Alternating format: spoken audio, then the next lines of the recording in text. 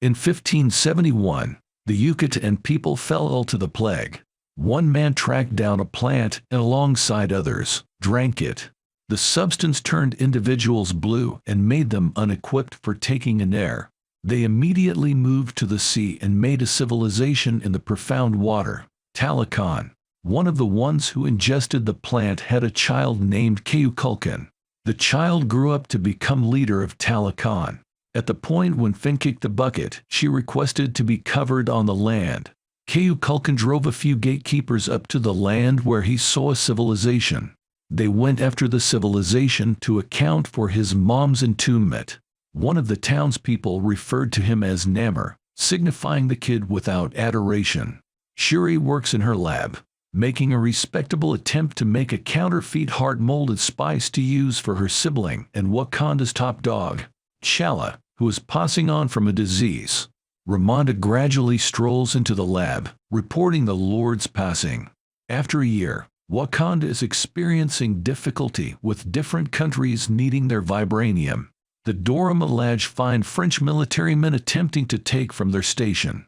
Afterward, Ramonda converses with the assembled countries and uncovers the French's endeavor to take. She reminds the nations that despite the fact that the Dark Puma is gone, they will in any case battle. At a mining station, Americans mine in the sea utilizing a vibranium finder that was made by our mighty understudy, Riri Williams. They utilize this to find vibranium in the sea. Unexpectedly, they go under assault by Talakanals who don't need them taking their vibranium. The final helicopter of survivors is struck somewhere around Namor. In Wakanda, Ramonda and Shuri go to the water and grieve the year since Chala's passing. They consume their memorial service articles of clothing to mean the finish of the grieving time frame, in spite of Shuri not being totally prepared for this. Namor then shows up, overcoming the boundary by going under the water. He uncovers to them the presence of Talokan and believes that their assistance should prevent outsiders from taking vibranium. He likewise makes sense of that Wakanda isn't the main spot that has vibranium. Talokan has it as well. Ramonda berates him, stressed of his presence. He lets them know he will kill the researcher who created the machine and that they can help him, yet they can't hinder him. Shuri and Okoye go to meet Everett, who gives them the name and area of the youthful researcher, regardless of perhaps offering private daughter. Okoye and Shuri then, at that point, go to Cambridge, Massachusetts to track down Williams. They follow her to her carport where she uncovers that she is dealing with an Iron Man-type protective layer. Be that as it may, they are trailed by the FBI. The three move away, Okoye in a vehicle, Shuri in a bike, and Williams in her covering. Out of nowhere, they are met by Talakanals, Atuma, and Namora. A short engagement closes in Shuri and Williams getting caught. Ross shows up at the scene the following day and meets with his ex, Valentina Legard-Fontaine. He additionally tracks down Kimoyo Dabs and conceals them. In Wakanda, Ramonda criticizes Okoye for losing Shuri and fires her from her situation as broad. Shuri and Williams awaken in Talokan. Namor shows Shuri the development, attempting to persuade her regarding his beliefs. In any event, giving her his mom's armband. Nonetheless, she differs in killing Williams. In the meantime, Ramonda goes to Haiti to see Nakia, who had left Wakanda 6 years earlier. She requests that Nakia track down Shuri for her. Nakia does a few spying and sorts out the area. She then, at that point, breaks Williams and Shuri out as Ramonda converse with Namor about his arrangement. They return to Wakanda, yet just for additional torture as Namor and his kin attack. They flood the city, causing a hard and fast conflict. Namor deals with all of the Wakandan vehicles prior to flooding the royal chamber holding Ramonda and Williams. Williams begins suffocating, so Ramonda swims to save her. She can get Williams to somewhere safe and secure, however just to suffocate simultaneously. Shuri grieves her mom's passing as Namor tells her she is sovereign at this point. He and his kin then leave the country.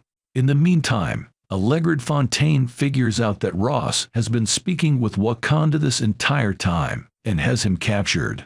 M'Baku converses with Shuri after the burial service and gives her ethical judgment that she shouldn't kill Namor. He then, at that point, tells her he will give lodging to the uprooted Wakandans following the assault. Shuri then utilizes Namor's mom's wristband to make the counterfeit heart-formed spice, which at last works. She goes to the astral plane subsequent to taking it and is welcomed by Eric Killmonger, who claims they are something very similar. They contend a peace before Shuri claims she will kill Namor out of retribution. Shuri awakens and makes herself a suit. She then, at that point, drops into a gathering among M'Baku and the older folks as the Dark Puma.